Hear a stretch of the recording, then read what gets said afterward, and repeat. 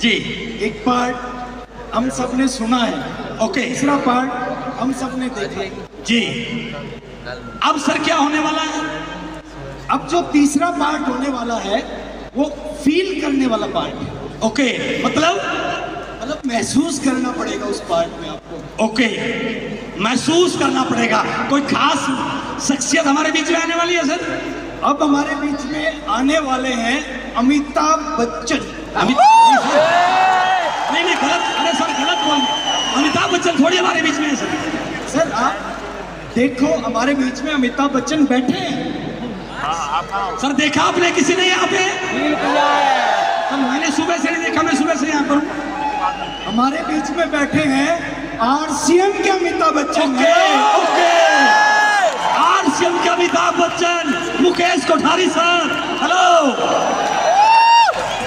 जली को आग कहते हैं, बुझी को राग कहते हैं, उसमें से जो चिंगारी निकलती है उसे कोठारी साहब कहते हैं। हेलो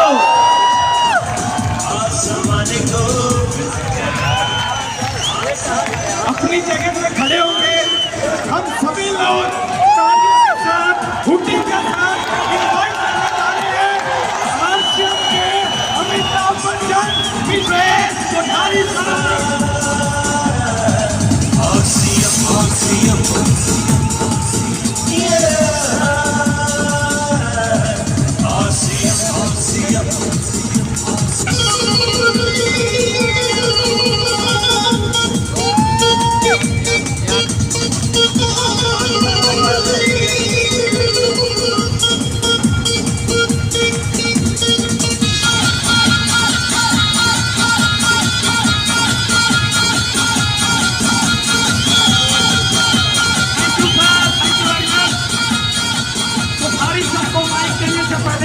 छोटी सी अनाउंसमेंट है।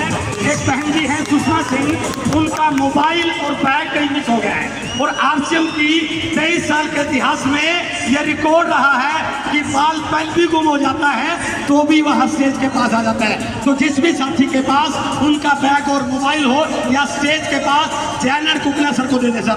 ओके सर, आपकी जोरदार तालियों के बीच में उहला के बीच मैं माइक के लिए इनवाइट कर रहा हूँ Mukesh Kothari sir. Thank you sir. बहुत बहुत धन्यवाद।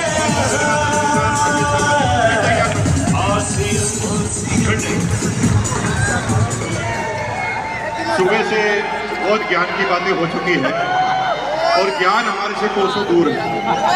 मैं कोई ज्ञान की बात नहीं करूंगा, मैं अपने जीवन के एक्सपीरियंस आपके सामने रखने जा रहा हूँ। आईआईटी का जो इंस्टीट्यूट है वो दुनिया का माना हुआ इंस्टीट्यूट है और पूरी दुनिया में कई ऐसे इंस्टीट्यूट हैं पढ़ाई के जहां से बड़े बड़े योद्धा निकले। लेकिन जब स्टडी को चेक किया तो पता चला कि अभी तक एक भी ऐसा व्यक्ति जो कभी किसी भी यूनिवर्सिटी के मेरिट में आया है वो दुनिया की 100 बड़ी कंपनियों के मालिक में से नहीं है। जो मेरिट में आया है वो 100 बड़ी कंपनियों के मालिक में से नहीं है। और मजे की बात है जो भी मेरिट में आया है उन 100 बड़ी कंपनियों का ही सीईओ। आज हम उसी का विश्लेषण करने जा रहे हैं।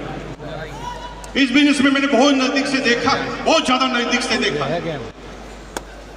एक व्यक्ति है, हमारे मित्र हैं एमपी के डॉक्टर साहब, नाम नहीं बता रहा हूं, थोड़ा गड़बड़ हो सकता है इससे। 16 साल पहले इस बिजनेस में आए थे, 15 साल से रॉयल्टी अचीवर है और वो इस बात को गर्व से बताते हैं।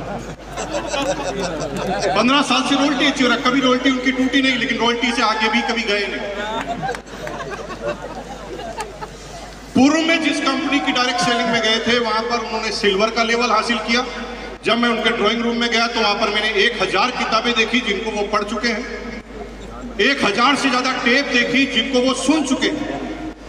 जब मैंने ट्रेनिंग लेना चालू किया तो मैं जिस वर्ड को भूल जाता था वो डॉक्टर साहब पहले ही उसको बता देते, लेकिन वो रॉयल्टी से ऊपर नहीं। लेकिन एक एग्जाम्पल और देखा, जो बिहार के गांव में पैदा हुए, पढ़ाई से अनपढ़, अभी भी अंगूठा टेक है वो, हमेशा आईफोन रखते हैं और वो भी सबसे लेटेस्ट वाला। अभी उनके पास आईफोन 15। पढ़ना लिखना नहीं आता, चलाने के लिए असिस्टेंट रखा हुआ, और वो इस बिजनेस के रूबी पिनेचीवर हैं। इनकम है 3 लाख से 2.5 लाख रुपए पर मंथ। ये क्या हो रहा है? एक आदमी जिसके पास पूरा ज्ञान है वो आगे नहीं बढ़ पा रहा, और एक आदमी के पास ज्ञान है ही नहीं, वो इस बिजनेस का रूबी पिनेचीवर। हम इस प्रकृति को समझते हैं, इस बिजनेस में ज्ञान से ज्यादा लेना देना किसी और चीज का। एक पेड़ से अमरूद तोड़ने का ज्ञान सभी को है। जब आपकी एज 15-16 साल की थी ना, जब अमरूद के पेड़ के सामने से निकलते थे तो खाने की इच्छा होती थी, लेकिन उस पेड़ पर अमरूद तोड़ने की ताकत नहीं हुआ करती, क्योंकि ज्ञान होने के साथ साथ अगर काम करने का मोटिवेशन नहीं है तो ज्ञान फिर दूसरों के लिए काम आएगा, आपके लिए काम नहीं आएगा।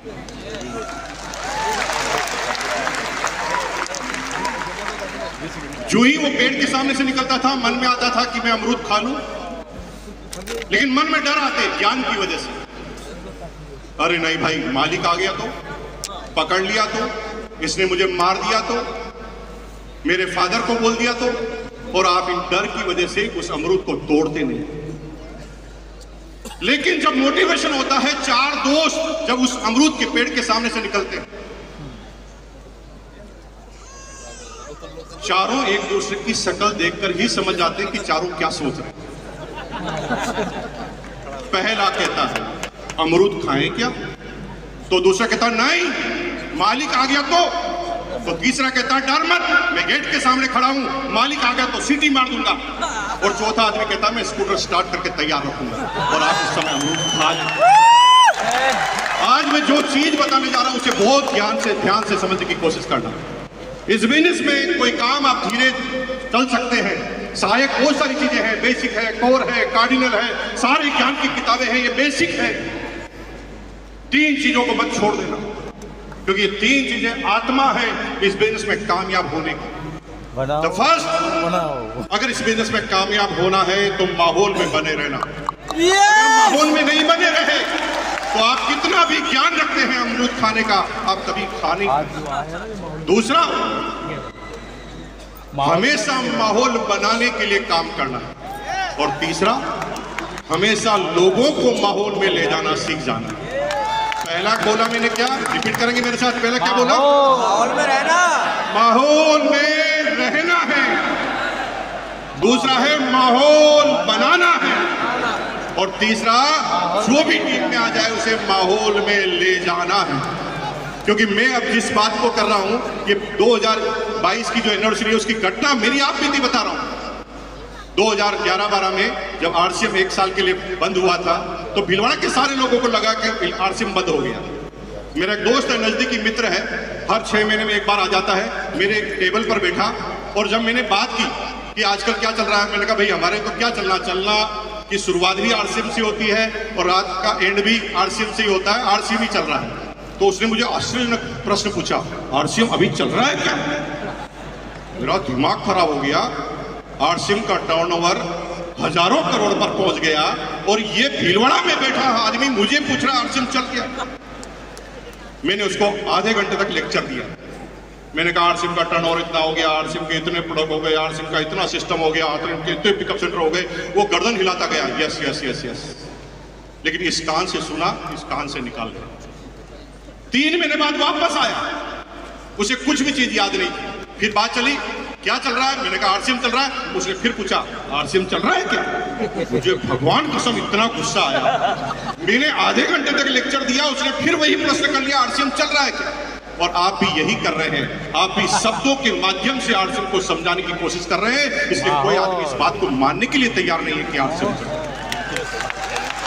आगे की घटना सुनिए। 2022 की एनिवर्सरी हुई,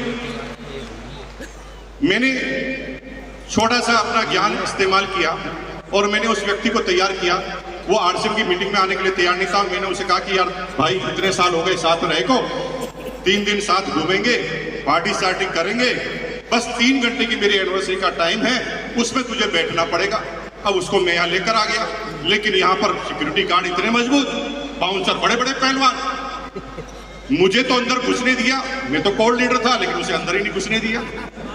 उसने फिर फोन किया तो मैं फिर बाहर गया। मैंने कहा भाई 3 घंटे की बात है, सिर्फ 3 घंटे, तेरे को मैं बाहर बिठा देता हूं, ऊपर की तरफ बालकनी में बिठा देता हूं, 3 घंटे बाद मैं तुझे रिसीव कर लूं।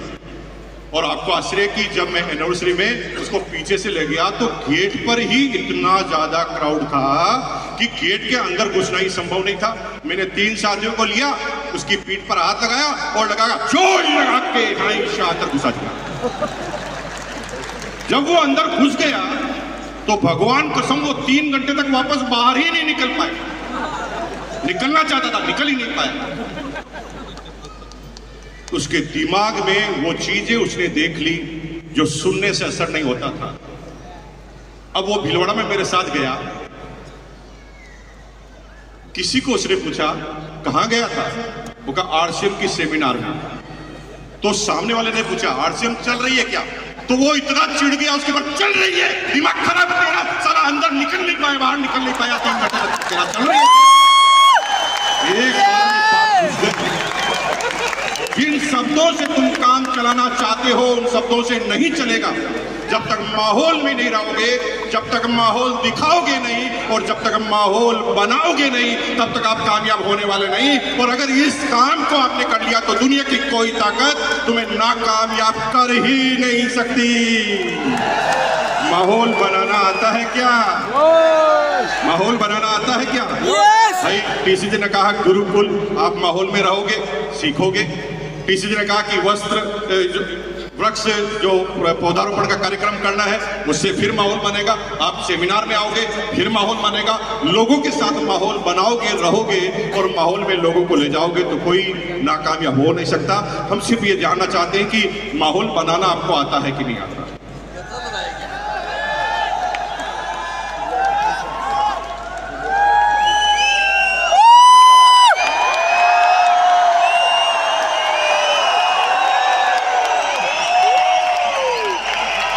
ऐसे तो आपके घर के लोग नहीं जागेंगे भाई। तुम किस माहौल की बात करें? खड़े हो जाइए, एक बार खड़े हो जाइए, खड़े हो जाइए।